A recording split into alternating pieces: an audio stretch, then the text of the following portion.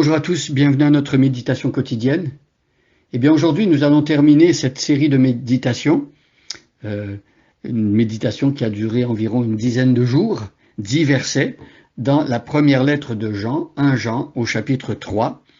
On a vu les 9 premiers versets et ces versets nous ont beaucoup appris au sujet de cette nature que Dieu implante dans le cœur d'un vrai disciple. Le vrai disciple de Jésus-Christ a changé de nature.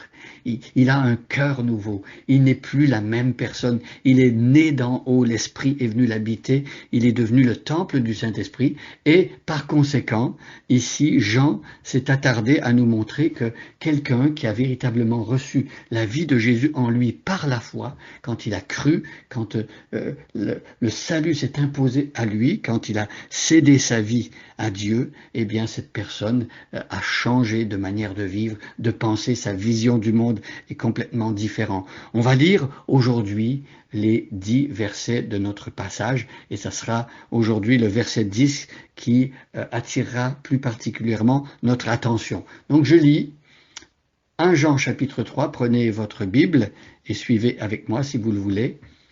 Verset 1. Voyez combien le Père nous a aimés pour que nous puissions être appelés enfants de Dieu, et nous le sommes. Voici pourquoi le monde ne nous reconnaît pas, c'est parce qu'il n'a pas reconnu Dieu.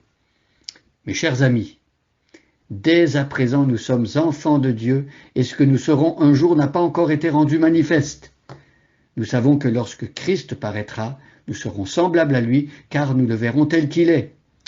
Tous ceux qui fondent sur Christ une telle espérance se rendent eux-mêmes purs, tout comme Christ est pur. Celui qui connaît le péché viole la loi de Dieu, car le péché c'est la violation de cette loi. Or, vous le savez, Jésus est apparu pour ôter les péchés, et il n'y a pas de péché en lui. Par conséquent, celui qui demeure uni à lui ne pêche pas, et celui qui pêche ne l'a jamais vu et ne l'a jamais connu. Mes enfants, que personne ne vous trompe sur ce point. Est juste celui qui fait ce qui est juste, tout comme Christ lui-même est juste. Celui qui commet le péché est du diable, car le diable pêche dès le commencement. Or, le Fils de Dieu est précisément apparu pour détruire les œuvres du diable. Celui qui est né de Dieu ne pêche pas, car la vie qui vient de Dieu a été implantée en lui et demeure en lui. Il ne peut pas pécher puisqu'il est né de Dieu. C'est ainsi que se manifeste la différence entre les enfants de Dieu et les enfants du diable. Celui qui ne fait pas ce qui est juste n'est pas de Dieu, pas plus que celui qui n'aime pas son frère. Alors voici le verset 10, le verset qu'on va méditer plus particulièrement aujourd'hui, qui met un terme à notre série de méditations. Alors Jean ici nous explique comment distinguer entre ceux qui appartiennent à Dieu et ceux qui n'appartiennent pas à Dieu.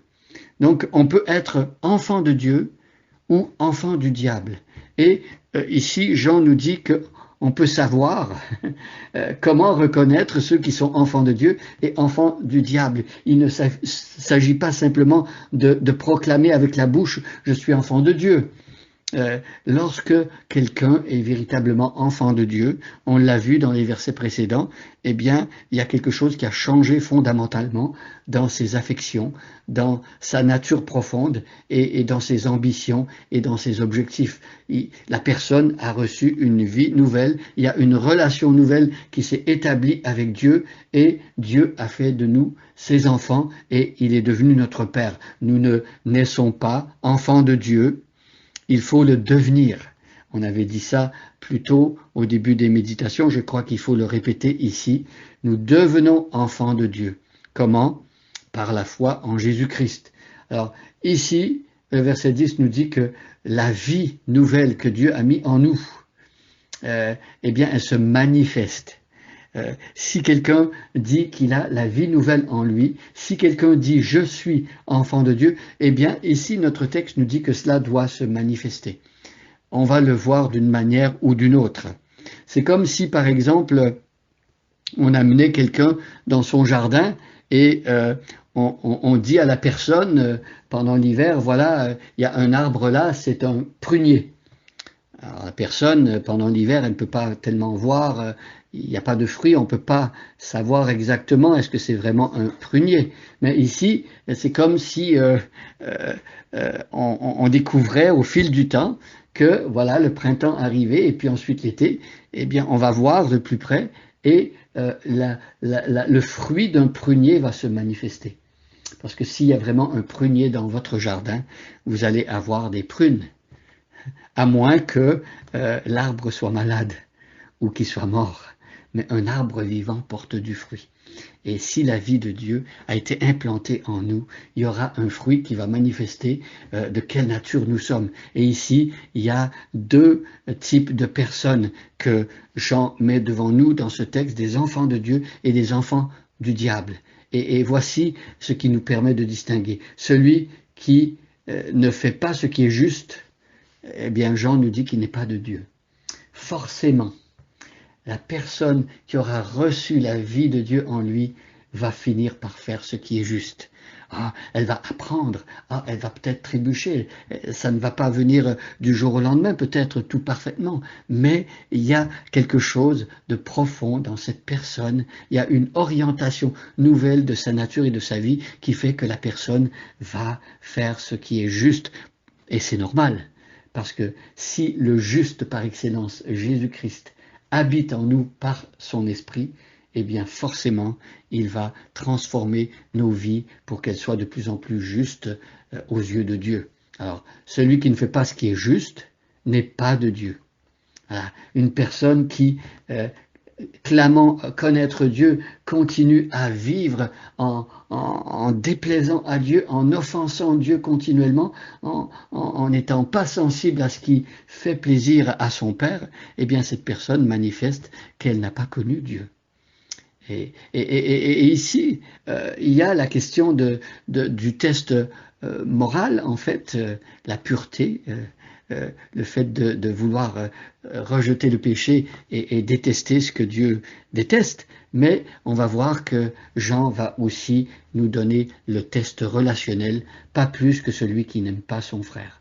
Et donc Jean va beaucoup développer dans la suite du passage que le test relationnel est important. Quand Dieu vient habiter dans une personne, les affections changent. Autrefois, nous étions indifférents à Dieu. Il n'avait pas de place dans nos vies, ou si peu.